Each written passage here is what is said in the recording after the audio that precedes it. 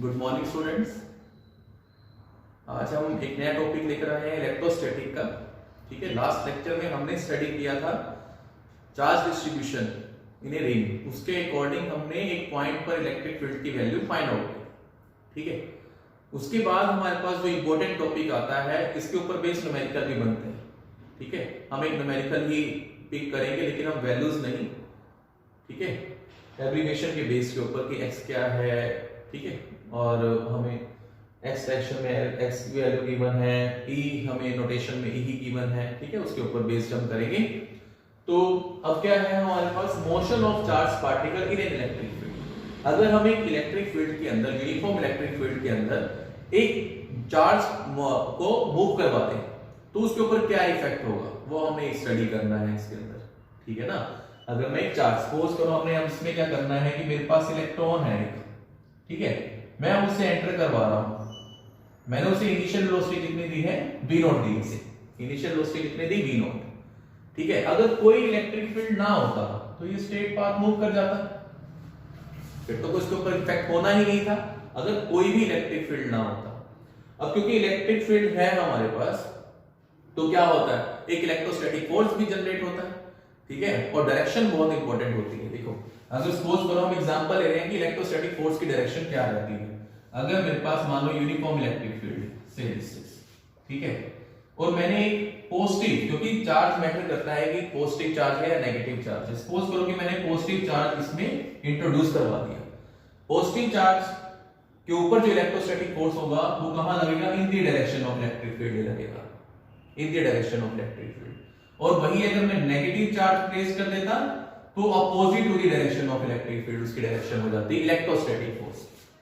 ठीक है ना, अगर पॉजिटिव चार्ज इंट्रोड्यूस करवाता तो वो अलोंग दी जिस डायरेक्शन में इलेक्ट्रोस्टैटिक फोर्स है उसी डायरेक्शन में ही इलेक्ट्रिक फील्ड की डायरेक्शन में ही इलेक्ट्रोस्टैटिक फोर्स आ जाता। और अगर हम नेगेटिव चार्ज इंट्रोड्यूस कर रहे हैं तो डायरेक्शन अपोजिट हो जाती है। ठीक है, और हमें मालूम है जो इलेक्ट्रोस्टैटिक फोर्स होता है वो F/Q होता है। तो यहां से S क्या आ जाएगा मेरे पास, E × Q। तो हम ये फॉर्मूला भी इसमें यूज करेंगे। ठीक है, यहां तक तो हम स्टार्ट करते हैं। देखो, इलेक्ट्रॉन को मैं मूव करवा रहा हूं विद वेलोसिटी v0। मैंने इनिशियल वेलोसिटी उसे v0 दी जब उसे मैंने इलेक्ट्रिक फील्ड में एंटर करवाना था। अब वो एंटर कर गया, अब क्या होगा, ये कहां मूव करेगा, इसके ऊपर इलेक्ट्रोस्टैटिक फोर्स कहां लगेगा। देखो, नेगेटिव चार्ज है, ये ऊपर हमने रखी हुई है पॉजिटिव प्लेट, यहां है नेगेटिव प्लेट। ठीक है, हमेशा कहां से कहां इलेक्ट्रिक फील्ड की डायरेक्शन होती है, पॉजिटिव से नेगेटिव। ये हमारे पास इलेक्ट्रिक फील्ड भी जनरेट हो गया। क्लियर है यहां तक। अब जब मैंने इलेक्ट्रिक फील्ड में इलेक्ट्रॉन को एंटर करवाया, अब इलेक्ट्रॉन की नेचर है नेगेटिव।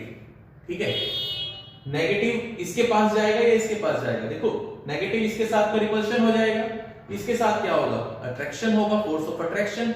मतलब ये कहां मूव करेगा, अलोंग दिस डायरेक्शन।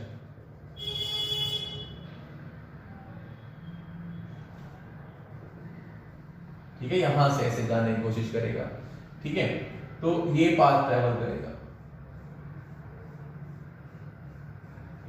तो एक तरीके से देखो, जो इलेक्ट्रोस्टैटिक फोर्स है वो कहां लग रहा है, उसे कहां खींच रहा है, ऊपर की तरफ। जैसे पता चल रहा है ना, नेगेटिव चार्ज है तो इलेक्ट्रिक फील्ड की डायरेक्शन तो नीचे थी, लेकिन इलेक्ट्रोस्टैटिक फोर्स कहां लग रहा है, ऊपर की तरफ। कहीं ना कहीं यहां लगेगा इलेक्ट्रोस्टैटिक फोर्स ऊपर की तरफ, क्योंकि ऊपर की तरफ इसे खींच रहा है इलेक्ट्रॉन को। तो हमें इसके अंदर दो फैक्टर फाइंड आउट करने होते हैं। एक तो हम y निकालते हैं, y क्या होती है, डिफ्लेक्शन होती है। और एक हम निकालते हैं इसके अंदर थीटा। थीटा क्या होता है, एंगल ऑफ इमर्जेंस। अगर हम इसमें देखें एंगल ऑफ इमर्जेंस क्या होगा, देखो मान लो सपोज करो ये लास्ट एंड है हमारे पास इलेक्ट्रिक फील्ड का, तो यहां से अगर मैं एक हॉरिजॉन्टल ड्रॉ कर दूं तो ये एंगल तो मेरे पास बन जाएगा theta. Theta is the angle of emergence.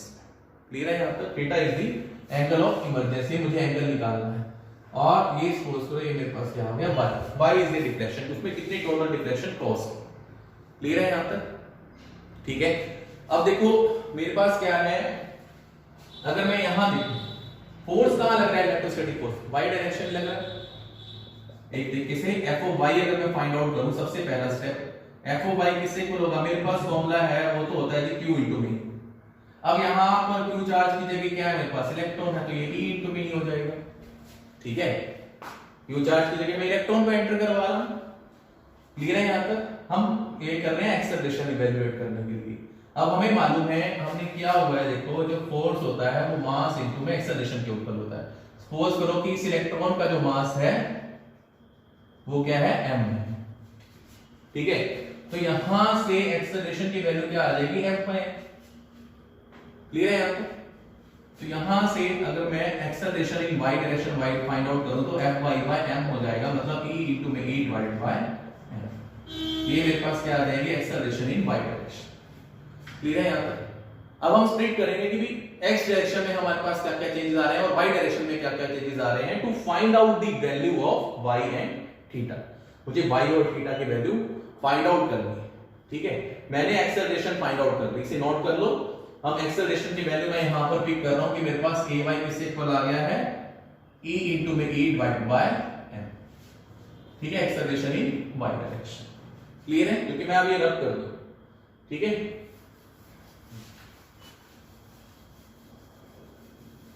अब देखो हम दो फैक्टर पिक कर रहे हैं, ये सपोज करो इन x डायरेक्शन है और ये y डायरेक्शन है, ठीक है। x डायरेक्शन में देखो इनिशियल वेलोसिटी कितनी थी, u ऑफ x, अगर मैं फाइंड आउट करूं वो तो v नॉट इक्वल थी, क्योंकि मैंने तो उसे वेलोसिटी इनिशियल जो मैंने उसे जंप दिया था वो v नॉट वेलोसिटी का दिया था। क्लियर है यहां तक? और फाइनल वेलोसिटी इन x डायरेक्शन कितनी है, फाइनल वेलोसिटी देखो x डायरेक्शन में तो ये वेलोसिटी मूव ही नहीं कर रहा, अंदर जाने के बाद तो वो y डायरेक्शन में हो गया, ठीक है। वो कितनी हो गई, 0 हो गई, ठीक है। और s ऑफ x, इसने फाइनली देखो x डायरेक्शन में इतना तो डिस्टेंस ये मूव कर ही रहा है ना, x तो ये देखो जब बाहर निकलेगा तो ये इतना डिस्टेंस तो मूव कर ही रहा है, क्योंकि पूरी प्लेट को वो क्रॉस कर रहा है, तो वो किससे इक्वल हो गया, x। मैंने मान लिया कि मुझे t टाइम लगा इस सब को कंप्लीट करने में, प्रोसेस को, ठीक है, t टाइम लगा। एक्सेलरेशन इन x डायरेक्शन कितनी है, 0। एक्सेलरेशन तो हुई नहीं, जैसे ही मैंने एंटर करवाया तो ऊपर की तरफ मूव कर गया, x डायरेक्शन में तो एक्सेलरेट ही नहीं हुआ। कहां हुआ वो, y डायरेक्शन में एक्सेलरेट हुआ, क्योंकि इलेक्ट्रोस्टैटिक फोर्स हमारे पास y डायरेक्शन में लग रहा था, ठीक है। अब अगर मैं देखो ये निकालूं s ऑफ x, आपने ये मोशन की इक्वेशन की होगी, यही s is equal to ut plus half at square, सारी x की फॉर्मेशन में हमने पुट कर दिया। अब यहां देखो डिस्प्लेसमेंट कितनी है, x, ux कितना है, इनिशियल वेलोसिटी इन x डायरेक्शन कितनी थी, v नॉट इनटू में t। ले रहे हैं यहां तक? और एक्सेलरेशन इन x डायरेक्शन कितनी है, वो 0 फैक्टर हो गया। तो यहां से टाइम पीरियड की वैल्यू कितनी आ जाएगी, x बाय v नॉट आ जाएगी। क्लियर है यहां तक? हमने कुछ नहीं किया, बहुत इजी प्रोसेस किया। इनिशियल वेलोसिटी हम v नॉट दे रहे हैं, x डायरेक्शन में दे रहे थे। s ऑफ x कितना उसने x डायरेक्शन में डिस्टेंस ट्रैवल किया, x। हम किसी टाइम इंस्टेंट में कह रहे हैं कि t टाइम में उसने पूरा डिस्टेंस मूव कर लिया। ax की वैल्यू कितना, x डायरेक्शन में तो एक्सेलरेशन हुई नहीं, वो तो एंटर करते ही y डायरेक्शन की तरफ मूव कर गया। तो sx का फॉर्मूला क्या है, ux t प्लस में हाफ ax t स्क्वायर। यहां से मैंने टाइम पीरियड की वैल्यू फाइंड आउट कर ली, ठीक है। अब आ जाओ y डायरेक्शन के अंदर। अब देखो y डायरेक्शन में इनिशियल वेलोसिटी कितनी है, 0, क्योंकि मैंने उसे इनिशियल वेलोसिटी तो दी नहीं। क्लियर है यहां तक? उसके बाद s ऑफ y कितना है हमारे पास, s ऑफ y कितना है, कितना डिस्टेंस ऊपर की तरफ ट्रैवल कर रहा है, वो y, वही तो हमें आइडेंटिफाई करना है, ठीक है। डिफ्लेक्शन मान लो t इंस्टेंट की बात कर रहे हैं, और एक्सेलरेशन इन y डायरेक्शन हमने आइडेंटिफाई कर रखी है, वो है e डिवाइडेड बाय m, ठीक है। अब हम अगर डिस्प्लेसमेंट का फॉर्मूला पुट कर दें, s is equal to u by t plus half a by t square, तो मेरे पास अब देखो s की जगह तो y आ गया, u बाय 0 है, a y की वैल्यू कितनी है, e इनटू में e डिवाइडेड बाय m, और t की वैल्यू कितनी है, x बाय v नॉट का होल स्क्वायर। तो यहां से हम y की वैल्यू आइडेंटिफाई कर लेंगे, जो आ जाएगी e इनटू में e x square divided by 2m v not. ये हमारे पास y आ जाएगा, ठीक है। सारे नोट टर्म में चार्ज और 1 इलेक्ट्रॉन, इलेक्ट्रिक फील्ड की वैल्यू आपको गिवन होगी, कितनी लेंथ है प्लेट की वो आपको गिवन होगा, मास भी आपको इलेक्ट्रॉन का मालूम होता है, और v नॉट कितनी इनिशियल वेलोसिटी कितनी दे रहा हूं वो भी आपको मालूम है। मतलब हमने y यहां से आइडेंटिफाई कर लिया। अब फाइनली मुझे क्या निकालना है, थीटा निकालना है। अब देखो इलेक्ट्रॉन जो आ रहा है वो इंक्लाइंड वे में बाहर जा रहा है, तो मतलब उसके दो कंपोनेंट बनेंगे। सपोज करो इसकी फाइनल वेलोसिटी v है, से जिस वेलोसिटी से वो आउट हो रहा है, तो उसको दो कंपोनेंट में रिजॉल्व कर सकते हैं। मतलब मैं एक निकालूंगा vx और एक हम फाइंड आउट करेंगे वी वाई, दो कंपोनेंट बनेंगे, ठीक है। अगर मैं देखो वी एक्स निकालता हूं, वी एक्स का फॉर्मूला हमारे पास क्या है, v is equal to u plus a t वाला फॉर्मूला लगाएंगे बच्चों, मतलब u x plus a x into में टी। क्लियर है यहां तक? क्योंकि मुझे सिंपल सा फॉर्मूला लगाना है, v is equal to u plus a t. Final velocity मुझे आइडेंटिफाई करनी है एक्स डायरेक्शन में, ठीक है, जो अब जीरो नहीं आ रही, ठीक है, जो अब जीरो नहीं आ रही।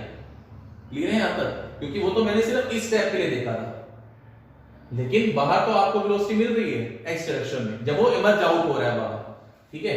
तो यहां से देखो bx की वैल्यू हमारे पास क्या आ जाएगी, देखो एक्सेलरेशन इन एक्स डायरेक्शन कितना है, वो 0 है, क्योंकि वो एक्स डायरेक्शन में तो एक्सेलरेट कर ही नहीं रहा। तो मेरे पास ux की वैल्यू कितनी है, v0, तो vx की वैल्यू हमारे पास क्या आ जाएगी, v0 आ जाएगी यहां से। क्लियर है यहां तक? vx की वैल्यू क्या आ गई, v0 आ गई। अब आ जाओ यहां पर, अगर मैं vy मतलब uy प्लस ay इंटू में t निकालता हूं, यही है ना, y डायरेक्शन में। Initial velocity in y direction 0, acceleration in y direction e into में e डिवाइडेड बाय m, ठीक है, और time period x by v0। तो यहां से मेरे पास क्या आ जाएगा, v बाय आ जाएगा, उसकी वैल्यू क्या आ जाएगी, e इंटू में e divided by x m into में v0। ये वैल्यू आ जाएगी y डायरेक्शन में, e इंटू में e divided by m x by v0। Clear है यहां तक? इतना क्वेश्चन हो जाएगा हमारे पास। बस फिर फाइनली क्या करना है, मुझे थीटा निकालना है, ठीक है, थीटा निकालना है। चलो मैं यहां कर देता हूं, ये हम कर चुके सारा, ठीक है। अब देखो tan थीटा अगर मैं फाइंड आउट करूं यहां से, तो क्या होगा, परपेंडिकुलर बाय बेस, ठीक है, परपेंडिकुलर मतलब v बाय vx। vy की वैल्यू क्या आइडेंटिफाई की है, e इंटू में e x divided by m into में v0, और vx की वैल्यू क्या थी, वो v0 के इक्वल थी। तो हमारे पास आंसर क्या आ जाएगा, e इंटू में e x divided by m into में v0 स्क्वायर, ठीक है। और यहां से अगर थीटा आइडेंटिफाई करें तो वो आ जाएगा tan इनवर्स e इंटू में e x divided by m into में v0 स्क्वायर, ठीक है। तो इस टाइप के आप न्यूमेरिकल जो है वो सॉल्व कर सकते हैं, ठीक है। इजी से न्यूमेरिकल ही आएंगे, बस उसमें वैल्यूज आपको दे दी जाएंगी।